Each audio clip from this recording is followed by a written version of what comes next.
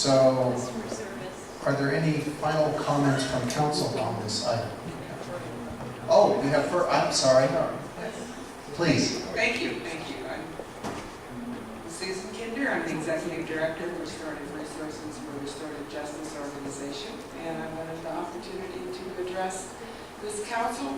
I think you may all know that Restorative Resources, Restorative Justice was pioneered in this county here in Sebastopol, and by two Sebastopol residents, Jesselyn Nash and Janet Hughes, I believe, still live here. A number of our board members live here in Sebastopol, and your police chief, Jeff Weaver, has been a supporter of restorative justice from the very beginning. So thank you, for the, as usual, and I'm a west of Sebastopol person myself. So, the courage and creativity that this community has brought to that organization. In 2008, we did move to Santa Rosa to better serve the rest of the county, but we're still very attached. I do want to say that the Restorative Justice Initiative that is before will come before the Board of Supervisors benefits West County, benefits Sebastopol. The initiative is a restorative justice program for high-risk youth who have committed either a number of school infractions or at risk of being expelled. And this is an intensive 12-week program that helps them be accountable and make amends for the mistakes that they've made, and keeps them out of the criminal justice system. Recent prison to pipeline studies that have been released show a very strong correlation between expulsion, suspension, and jail. And so this is an opportunity for us to keep our kids out of that.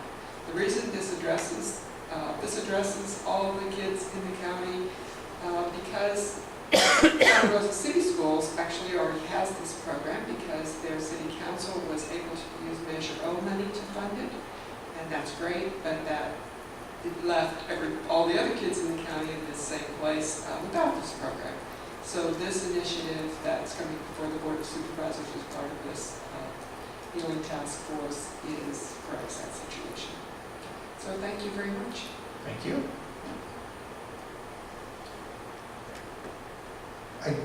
One more question came to mind. When is this proposal going before the Supes? May 13th, I believe. We'll look it up. In May, yeah. There's There's a lot range. of meeting between here and there. Right. Thank you. Okay, so no more public comment. We'll close public comment. Thank you for alerting me. And any final comments? Councilmember Eater, looks like you're primed to go. Well, I think it takes two people to create a critical incident. And yes, the police always show up with weapons, but I think it's clear that if Andy Lopez was in class or had to be carrying a skateboard, that we might not even be sitting here talking about this tonight. So I think this proposal is weighed pretty heavily on assigning blame or need for change with law enforcement without addressing the basic circumstances that create the potential for these incidents. Until we make opportunities available that are more attractive than what lead people to be finding themselves in circumstances where it could lead to a critical incident, I think we're not addressing the full problem. Some of that was dealt with earlier in terms of economic opportunities and educational opportunities. We live in a culture of guns and drugs, and violence, and a devaluation of life in general in this country. And frankly, I think puts our law enforcement officers in probably a higher level of risk than maybe ever. I had an incident when I was in the military where I was potentially seconds away from creating a friendly fire death. And so I have a little bit of appreciation of what it feels like to be in a obstacles for me were through scary situations. I wasn't trained to deal with it. You know, one of the goals is to foster goodwill, but I think it needs to be recognized there's some elements of the community that don't want goodwill. You know, so I think really, you know, where we're going with this is that we have to recognize that concurrent with a militarization of the police forces in the United States was the militarization of society and youth especially, and gang culture. And I think until we address those issues that make other opportunities available and make that not as attractive, that it's going to be difficult to avoid these types of things from happening in the future. So I'd like to see both sides of the equation addressed. But I have to say, this report does sound very heavily weighted about in the direction of the police need to get their act together and everybody else is okay. And I don't agree with that. You know, I think it's unfortunate that the police have become the de facto mental health personnel in our society because we've done a mental health treatment system years and years ago. And, you know, I think it takes two, just like it takes two to create a bad situation, like we had with Andy Lopez's death. I think it takes two to create a really good situation where those types of situations can be avoided. And I'd like to see more emphasis placed on how do we create communities that are free of the forces that cause bad things to happen on both sides, whether it's the death of a civilian, the death of a law enforcement officer, or just all the negative effects that happen when any of those types of incidents happen.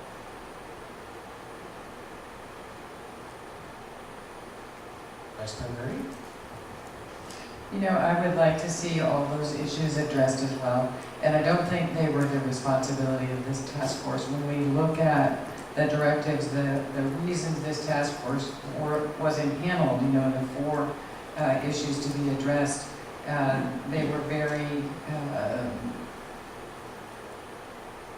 definite and actually answered specifically. So I think Councilmember Eater has raised some really important work that we could ask the Board of Supervisors to do, and we as council members and all of us as voting citizens can make, for instance, education a priority so that our youth are successful in their educational path and their career path. We can rededicate our money from prison institutionalization and put that instead to our public school system, to our medical care system. There are many, many things we can do, and that's a much bigger issue. And because that's been raised, I want to point out the work that our police chief and other community leaders are doing through our Health Action chapter for our youth, where we are focusing on assisting young people here in our community in learning job skills, learning interview techniques, making choices away from drugs that are proactive, supporting families in their work in addressing mental health issues. And that's, well, and it's interesting because Brian was from the Department of Health Services, and you know, that agency for the county is part of the Health Action Sonoma County 2020. So for our community, you know, we are taking some steps, and that work is endless. I mean, I appreciate that the task force has met its objectives very, very clearly and right on point. Thank you. Councilmember West, any comments? Well, once again, thank you to the task force. And I do want to say, I agree with Councilmember Gurney that this task force was tasked with dealing with this with specific situations regarding law enforcement. And it was really the result of incidents that have been happening for a very long time. So it wasn't, I mean, it was, the Andy Lopez incident was the latest in a long string of incidents that were never something engaged in by our police department, but they go back to, there was Andy Lopez, there was Jeremiah Chaz, there was the man of Korean descent in Roanoke Park who was shot because he was brandishing a broom, or was it a mop? And there was the man who was trying to pay his gasoline bill when he ran out of, he realized he went to buy gasoline at Cottingtown and had not brought his wallet and he didn't speak English. And he was actually honest enough to go back home to get his wallet and try and pay the bill, but when he got back to the gas station, the police were there. He didn't speak English and he ended up being killed. So this was a list of incidents that had happened in our county, and I think that is why this task force was tasked with trying to figure out how to avoid these incidents.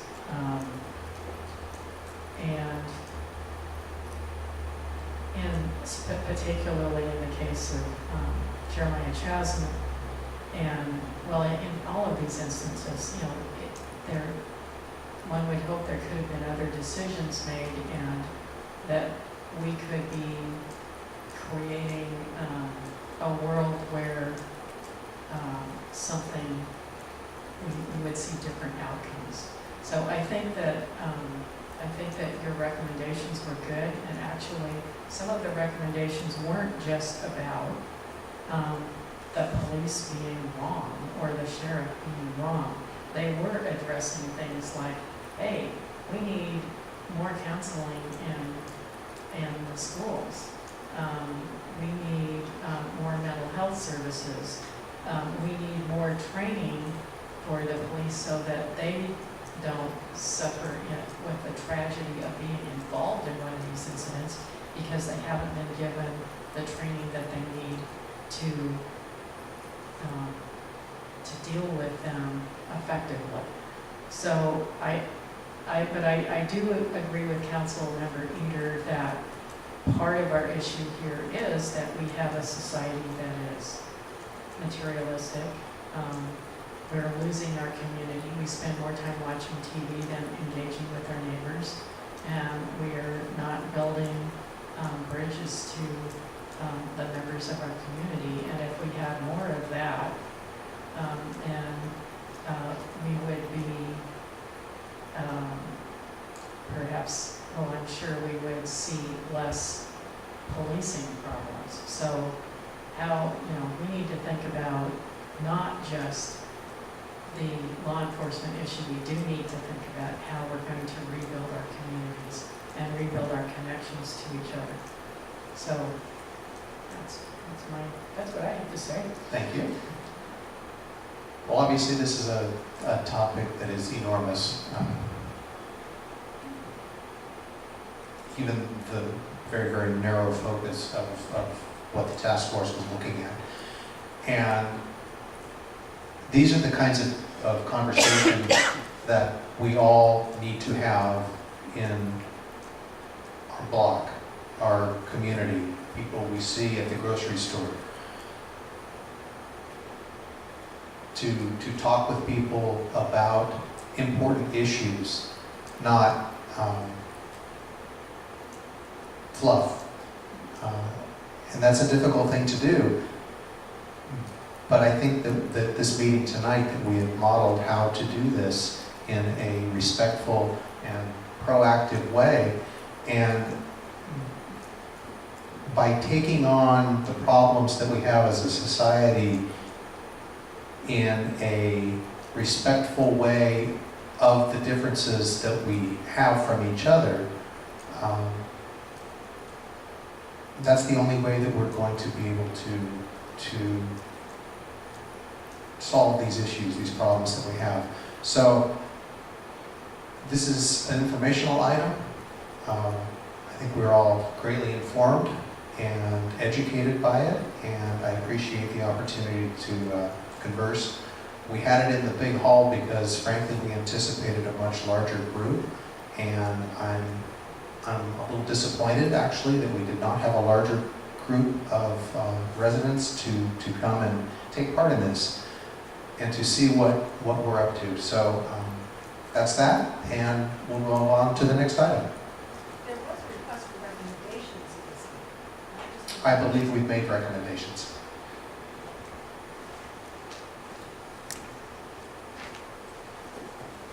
They're going to be sent as a group to the task force. We can do that. So now we will move to item number 6, which is the consideration of recommendation from the Design Review Board to form a joint subcommittee to update residential design guidelines. And staff on this is our planning director, Katie Webster. Good evening.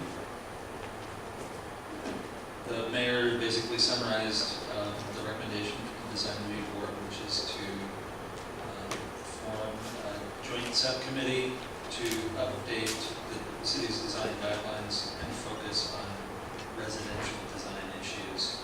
Presently, the design guidelines are really pretty broad and talk about different kinds of design issues, site planning, architecture, and things like that, but not necessarily breaking it down by type of development.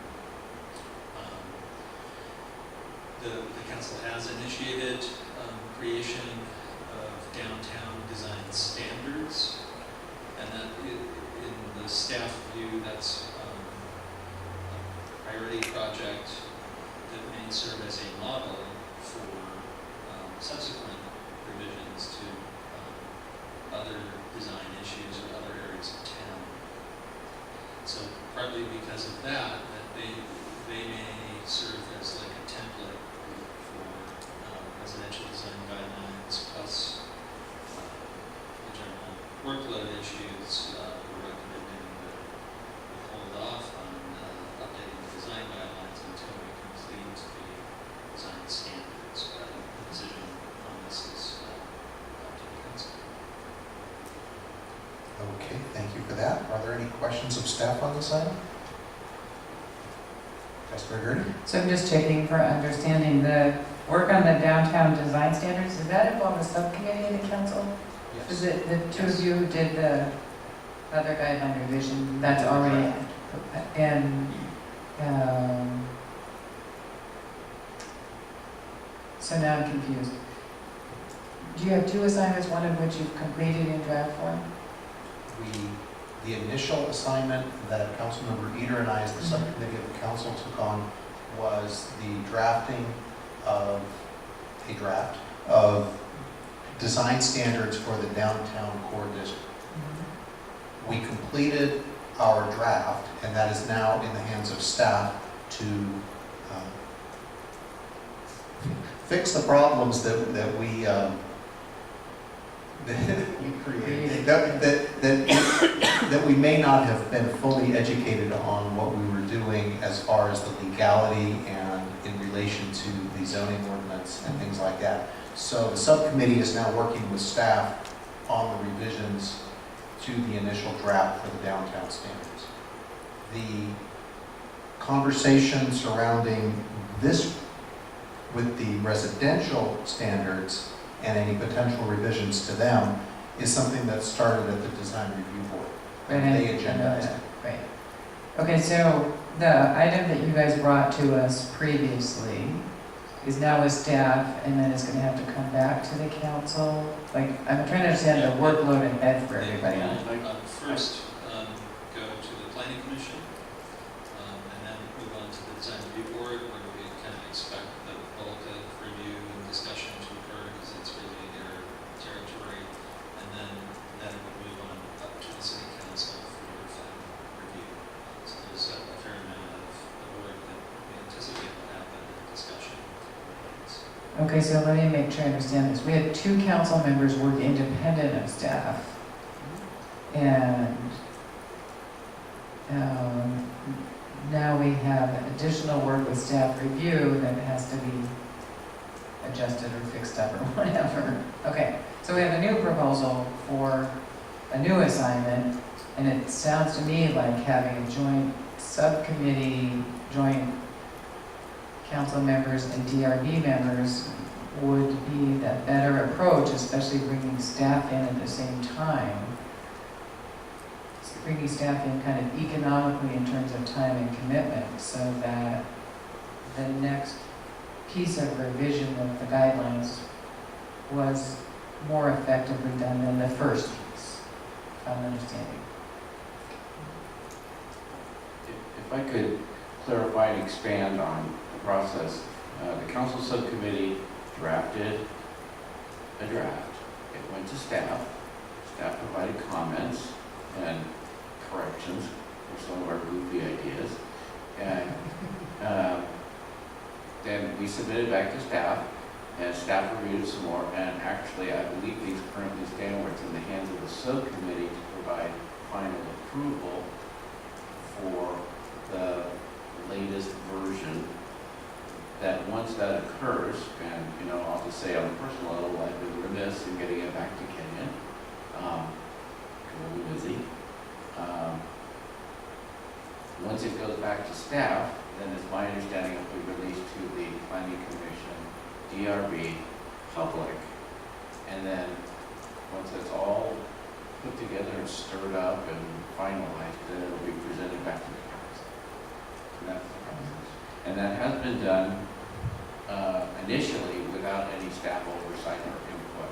And then basically the role of staff was to kind of vet what we did from a legalistic point of view and from is this something that belongs in the zoning ordinance and not the DRB standards.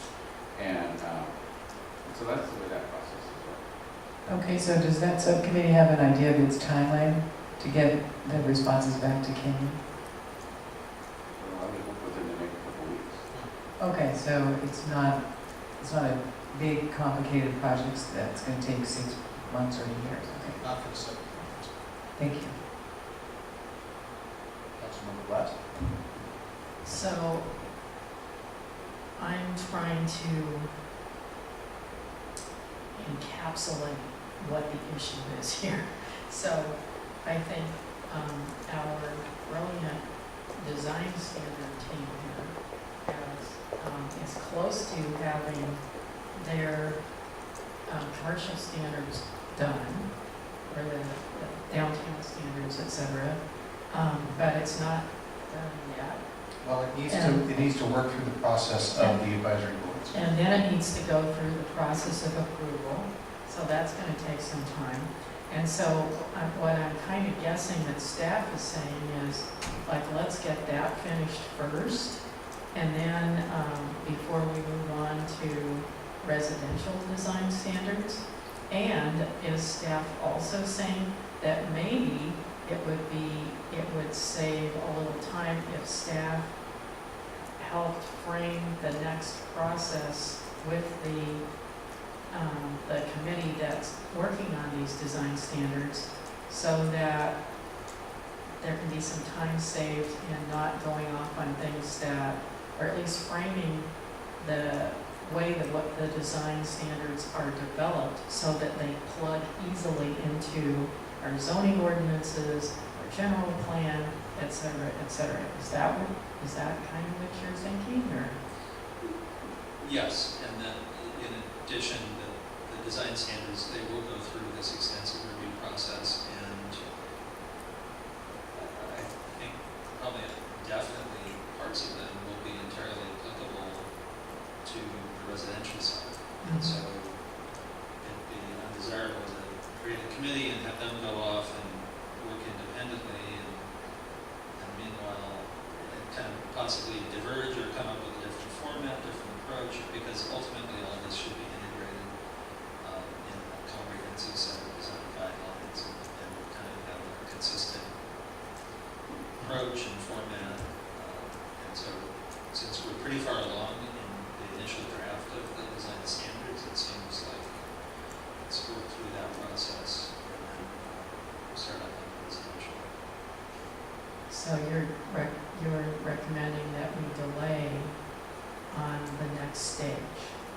until we're through with first stage. Yes.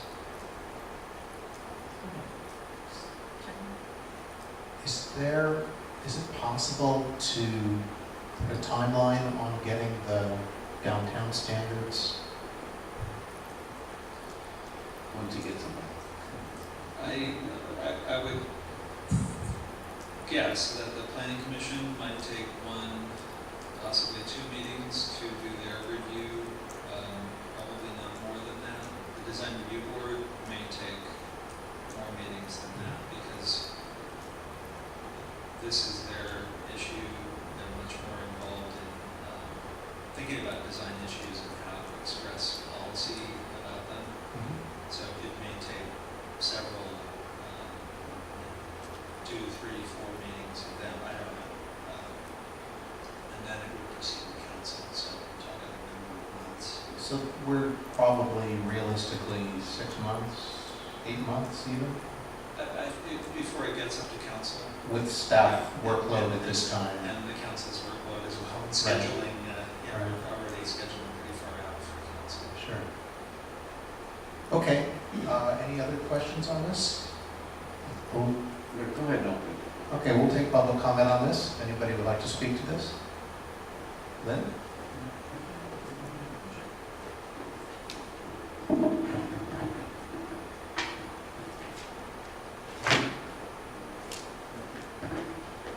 Lynn Diedler, a design review board member, but I'm not on the subcommittee that would be a part of this residential guidelines. I want to encourage you to move ahead on this.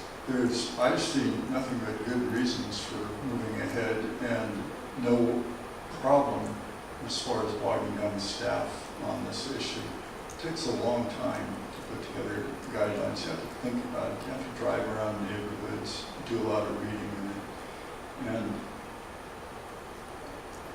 But let me digress here. Commercial and residential guidelines, for the most part, are different issues. And one of the problems with our current guidelines are the commercial and the residential are all knit together, which make confusing guidelines and make it hard to use. Makes it hard, particularly for the public to use. And it's long overdue to start improving this. We've just gone through a series of residential homes where it was very apparent that our guidelines were weak and we could have done a lot better job if we had some good guidelines. Those problems are all high in the minds of those people on the board that had to deal with it. We thought about it, and if we end up putting this off and waiting for these commercial guidelines to get done, you could have a whole new design review board by then. But right now, we have the interest, we have people with the knowledge and the time that are willing to work. I think they can work very comfortably without staff. These are all people that know guidelines well. They certainly know that for technical issues that staff might want to help out with. They certainly know the difference between like zoning and design issues, and are quite capable of moving this way down the road on their own. And I think you have an opportunity here that you should take advantage of. So I think the board knows how to act and move forward on this. So thank you. Thank you. Are there any other members of the public who wish to speak? Okay, we'll close public comment. Discussion. Councilman Reader. Well, I would say that probably I couldn't state my position on this matter any more clearly than Mr. Diedler did. I would defer to you, Mayor Slater, that as an architect and as someone who's intimately familiar with the draft commercial design standards, how much overlap do you see that there would be between these two projects? How much interface? Because I believe it's fairly low.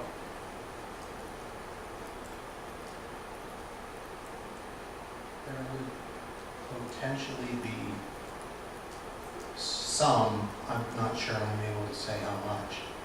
Not a great deal, but certainly some of them.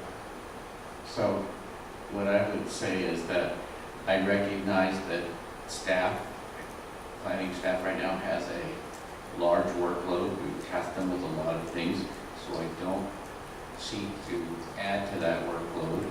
I think that a subcommittee could move this project forward, maybe not to final draft status, but certainly they can create the groundwork, if nothing else, to get this started. You know, the commercial guidelines were the result of many months of research and many months of thinking about stuff before anything actually got written down. And so, you know, that's partly contributory to the length of time it's taken to develop them. It's my opinion that, yeah, as was stated, there's been some recent issues with residential design. It's a pretty fresh topic on DRB members' minds. I think if nothing else, if they produce nothing more than a bulk of information and some ideas and just some general philosophies, that could later be formed into a format that was more, you know, in line with the commercial guidelines. But I really want to make it clear, I'm not looking to add another task to staff. I think that the group can work independently. And, you know, they're going to have to start this work sometime. And I don't think they're going to be able to take the commercial design standards and go, oh, all we have to do is change store to house. And, you know, be done in a couple hours. So I don't see any harm in doing it. I mean, the worst, you know, if nothing comes out of it, you know, what have we lost? Especially if we don't invest a lot of staff time in it. You lost the work of volunteers. And so with that, I would support starting the process. If nothing more than to look at other cities' residential design standards and go through and pick out what seems to be applicable to Sebastopol and what doesn't. I mean, that's really was the genesis of the downtown commercial guidelines, that and the lessons we learned the really hard way through the CBS law. So, no, you know, I support moving forward on it, but again, without staff involvement, because I know they're busy enough as it is. Vice Mayor Gurney? So that makes a lot of sense to me. And what I'm hearing is that there's a certain ramp-up time for a group of 4 people to share ideas, go out, do research, reconvene, talk about it more, look at what we have, talk about experience. It seems to me that would be really valuable for the 4 of you to start on that with a sensitivity to interface with staff. And so I would be in favor of you going ahead. I mean, this would take time just to get all of you together. But I do want to say a thank you to the DRB for bringing this forward. When I spoke at our last meeting addressing the concerns that Bob Beauchamp stated to the council with his resignation, I did say, importantly to me, that I wanted our appointees to take the initiative and tell the council what they needed, tell staff what they needed, perhaps in terms of training, because those appointees are in the hot seat making decisions and know much better than we do what needs to be done. And if the group has been frustrated with the guidelines, and I recall those residential projects, and that's the group's experience, that our guidelines are hard to work with, and they see the public having a hard time working with them, then I want to be respectful of that message and appreciative of that message. And I hope Lainey will take my thanks back to the DRB. And so tonight I would support too this group convening and getting underway. Thoughts? I think it's hard to turn down people who actually want to do some work on a volunteer basis. Like, no, you can't. But I would say, and I certainly know that that our council members and the DRB knows how much work our planning department has to do right now with doing the downtown guidelines and particularly with the general plan update right now. So doing a lot of that research and background work and really putting a good portfolio of information together so that you can move forward with it seems like a good idea. But I know you're going to be mindful of our overworked staff also. So what I'm hearing is general support for getting started. And the idea with this subcommittee was, and the staff report notes this, that the meeting where this was talked about by the board, I was in attendance and suggested that a joint subcommittee of one council member and 2 members of the DRB be the subcommittee, and it's been verified with our city attorney that that is not a Brown Act problem, that we can move forward in that makeup. I'm curious at this point, what is current planning staff's staffing? You're 1.6 something people? I'm the only full-time person in the giant planning department, and our assistant manager is 75% of full-time, and our staff assistant is 60%. Okay.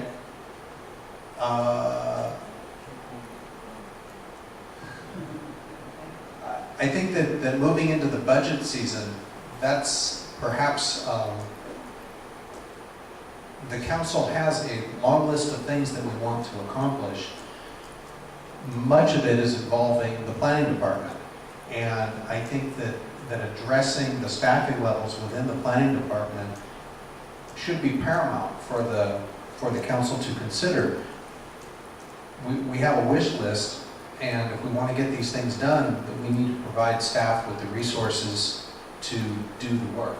So we're at a critical point here in our budget process to look at that and consider it very seriously.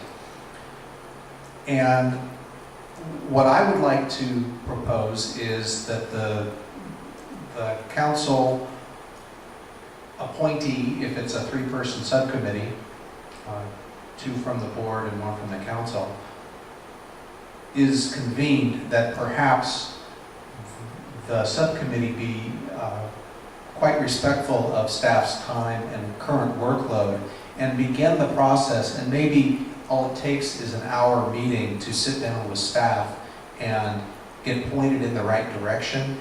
And then the subcommittee could go out, make some site visits, do some reading, look at other standards that are out in the world. And I don't see this, if it's sort of a slow ramp up, being respectful of staff's time. I think that's a logical and reasonable way to satisfy both concerns. I just don't see anything in the staff report that it was suggested to be a 3-person committee, so I've been thinking our subcommittee and the 2 DRB people would make a 4-person committee, so I want to check with our city attorney. I don't think that's a Brown Act violation, is it? Well, that's a bit of a difficult question to answer. The planning director and I have had a number of conversations about these committees that are made up of less than a quorum of 2 of our bodies.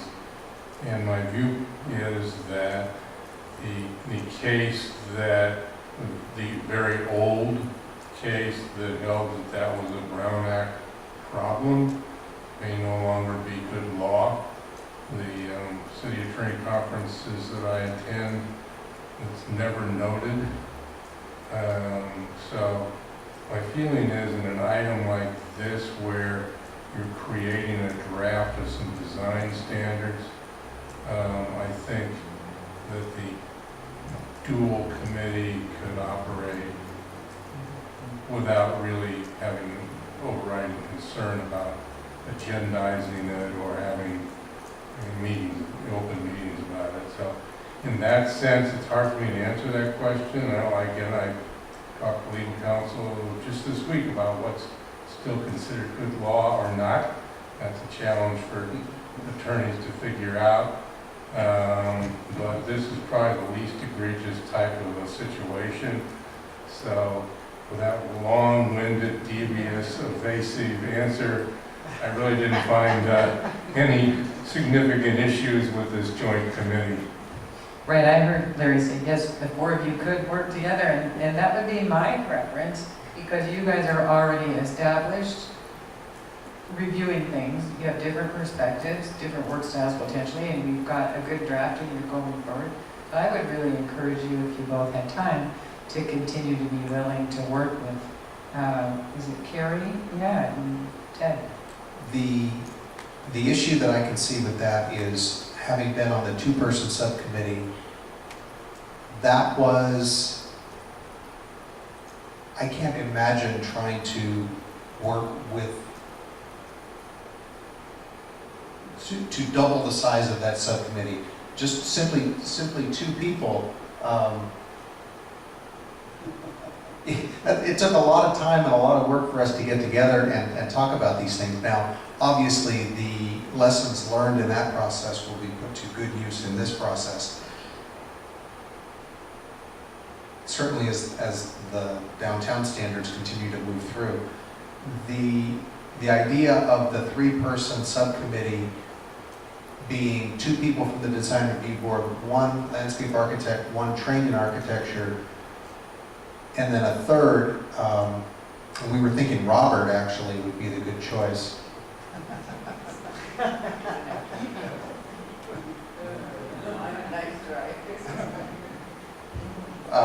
No, actually, I'll second that. Believe it or not, I was actually considering taking part in this work, and so those three people were what was the initial vision. I certainly, if that's the direction the council wants to go, is that it's a four-person subcommittee, joint subcommittee. That's okay too. I just think that it becomes a bit unwieldy and large when dealing with things like this. I mean, it gets down to, who's going to make the edits. It's problematic. That's right, but we spent a lot of time this evening listening to a report from a 21-member I know, task force. I saw that. Not convincing. Yeah, so. Staff. Right, they had staff. So, I would prefer it be four. I think a group of four can figure out who's going to do what. So you take this chapter, I'll take this chapter. I don't even want to get into the mechanics of that. I'm saying four because you two have already been a successful team from the council, and if you're both interested and willing, I would be happy that you would do that. If one of you doesn't want to do it, then I'm just going to leave that up to you guys. If I might, I'd like to indicate my lack of interest in participating in this committee. So it makes it pretty easy. So it's either Patrick or some other council member.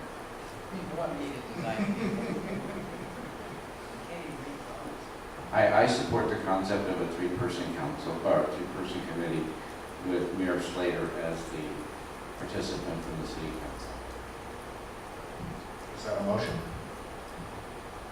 If we're ready for that, yes, I will make a motion that we convene a three-person subcommittee to start the initial workup of residential design standards, consisting of the two people identified from the DRB already and Mayor Slater.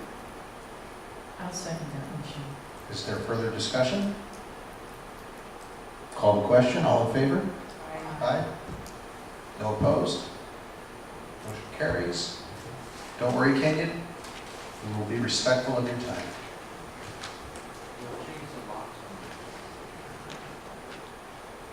City council report, city manager, city attorney, city clerk reports.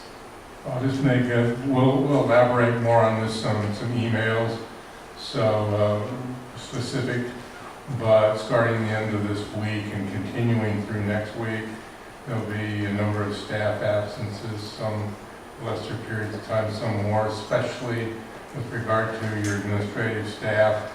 The city clerk is going to be attending training sessions in much of next week, and I'm going to be taking the place of the engineering director as my trial participation duty.